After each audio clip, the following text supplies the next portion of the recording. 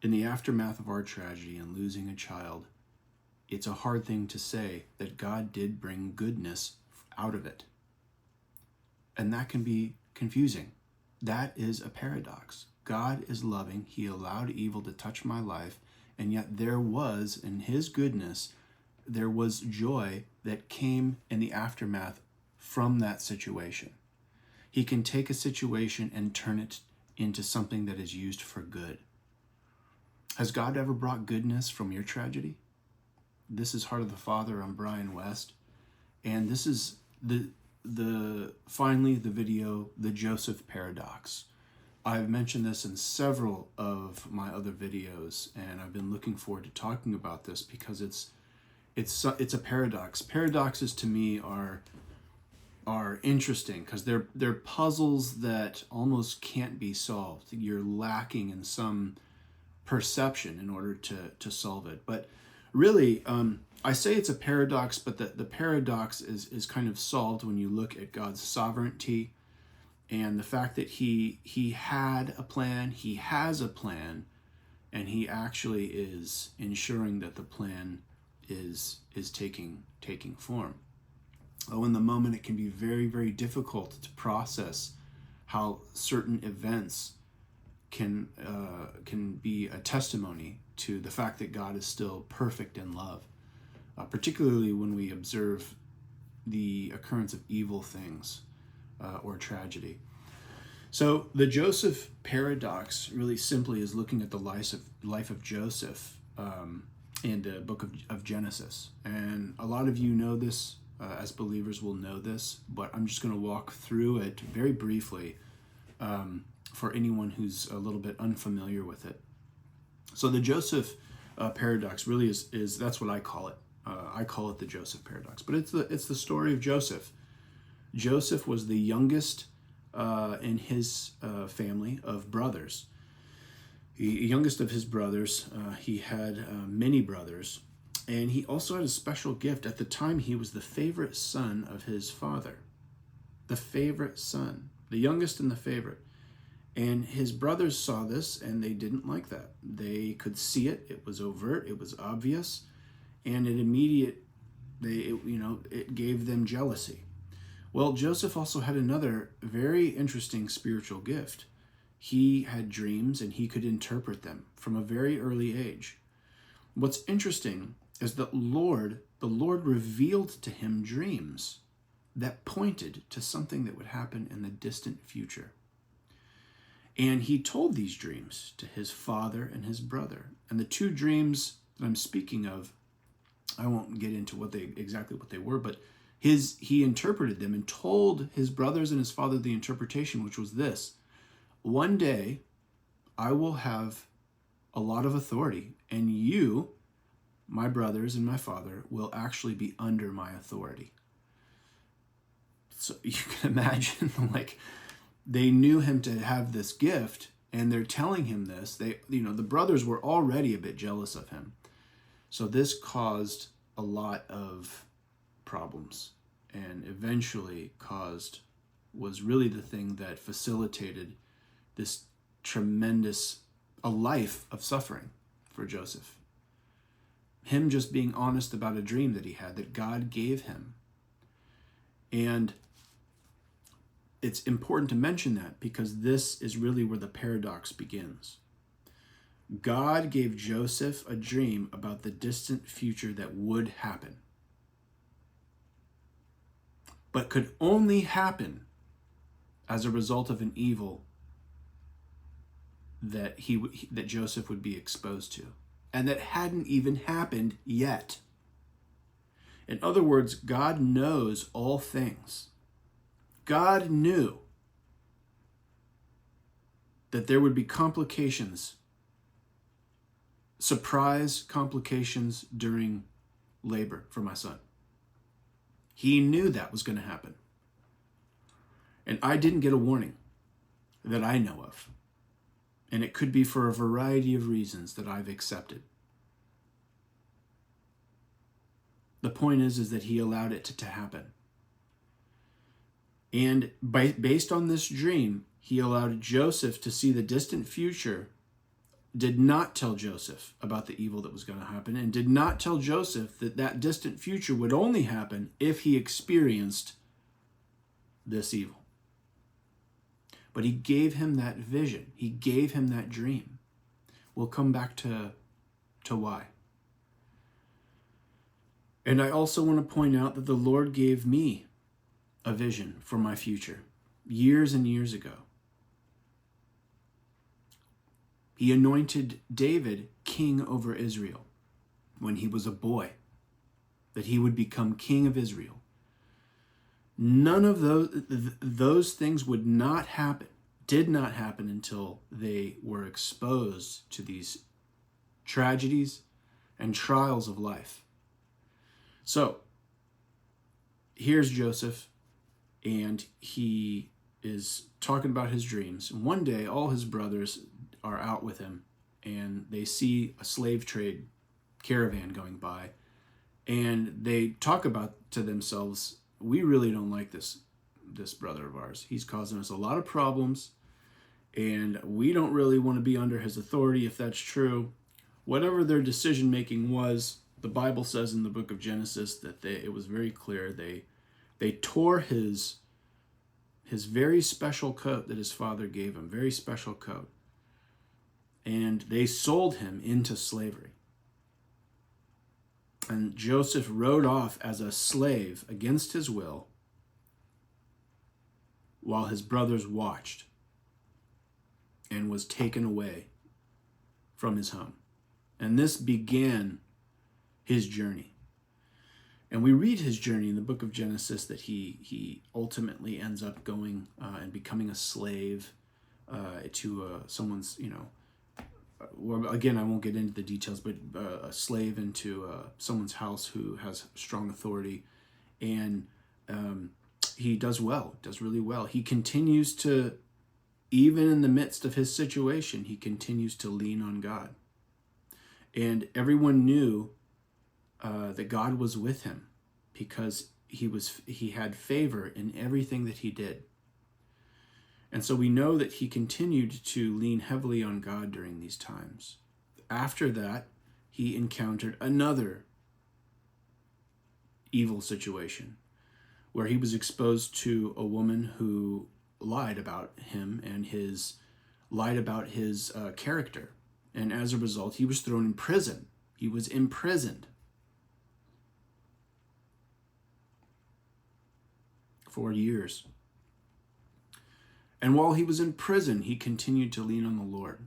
And in the prison, they knew God was with him because he was favored in all the things he did. He actually worked to do well at whatever he was in charge of in prison, to the extent that whoever the primary guard was in prison actually gave him responsibilities in prison, which he carried out with excellence. And he blessed others by helping them with their dreams.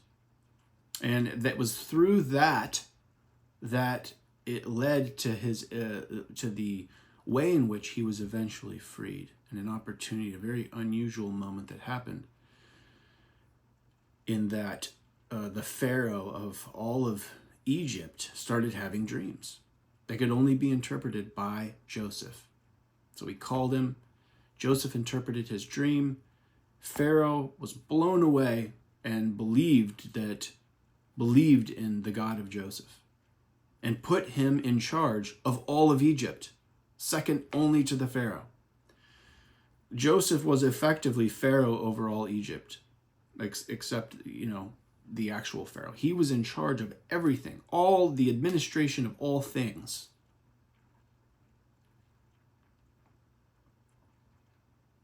In preparation for the interpretation of the dream, which was famine, abundance and famine. And so time passed, and one day, and this is where the paradox really reveals itself, one day, Joseph's brothers, who grew into men, appeared before him as men, and he recognized them, but they did not recognize him. You can imagine the emotions that he felt. And he went back and forth with his brothers. It must have been an incredible spiritual warfare in that moment. What he was battling with, and testing them to see what they deserved, to see if they had changed in their characters or if they were still the same, to determine the best course of action for them.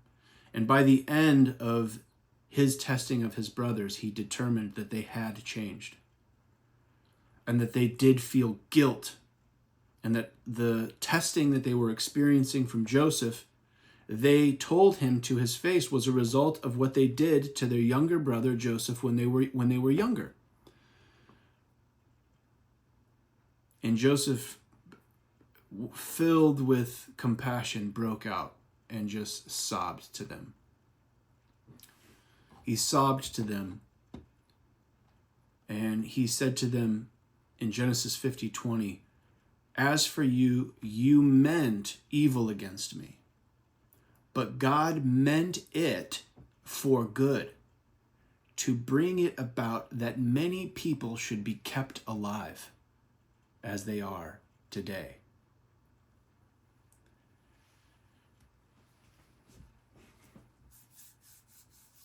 I wonder if Joseph was terribly surprised when his brothers showed up, because we know from the scriptures that he led a life that knew his dream interpretations were real, which meant that his dreams that he had when he was younger about being an authority over his family, he probably knew would happen one day.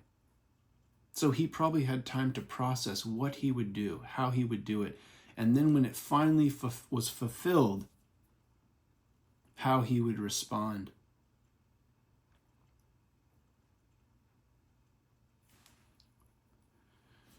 And this really so then did God give him the dreams before the evil happened to be an anchor or a promise during the trial, during the tough times?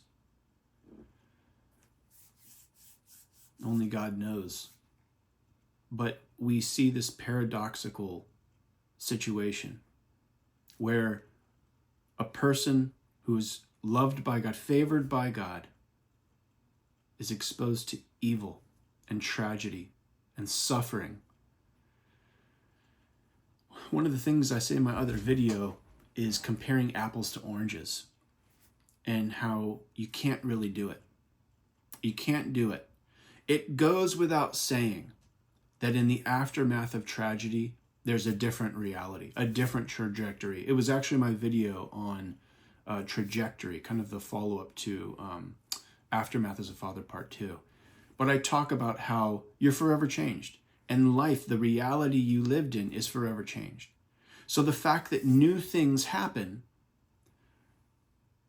goes without saying. It is unfair to say, if this event didn't happen, then I wouldn't have had these good things. It's a bit unfair, because that goes without saying.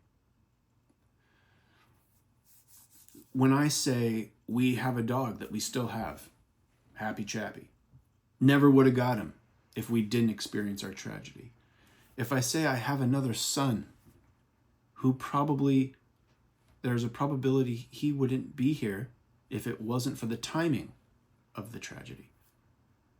That goes without saying. The tragedy happened.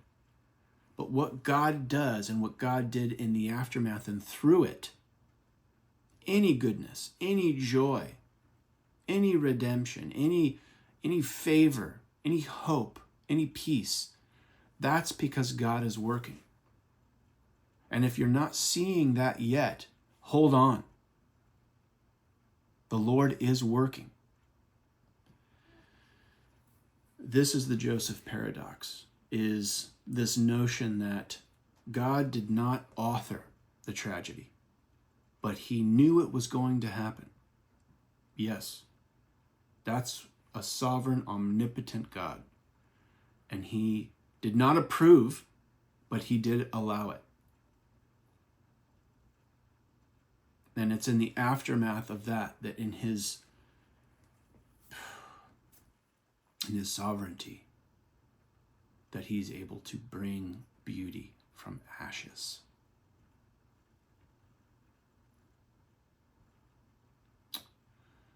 This is a relatively shorter video today, probably around the size that I'd prefer to do, but it's a powerful notion. It's powerful to reflect on the fact that good things can come in the aftermath of tragedy because God is filled with love, because he's perfect in love. And if we can just hold on, if we can lean on him.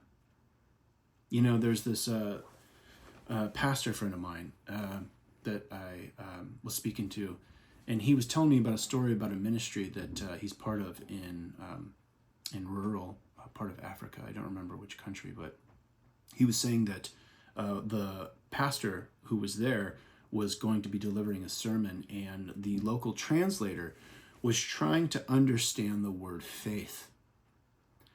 He told the pastor, "We don't have a word for what you're describing. We don't have a word for that, for faith. That doesn't exist in our language." And so after talking a while, they determined that the next closest word meant to lean your full weight upon. And that's the word they used to talk about faith. To lean your full weight upon. In the aftermath of tragedy, we have to lean our full weight upon God. And if we can, if we do, if we allow him, he will bring goodness eventually. I hope this was a blessing to you. Thank you for joining me again. Please download the free 7-day devotional. Please like and subscribe this so that you can know when we're going to do our live stream, and also when you'll be seeing the next videos coming out. The Lord is close to the brokenhearted. He saves those crushed in spirit. I pray over our subscriber list, so please subscribe. I'd love to pray for you. And God bless you and keep you. May he be gracious to you, and may he make his face to shine upon you. Thank you again. See you next time.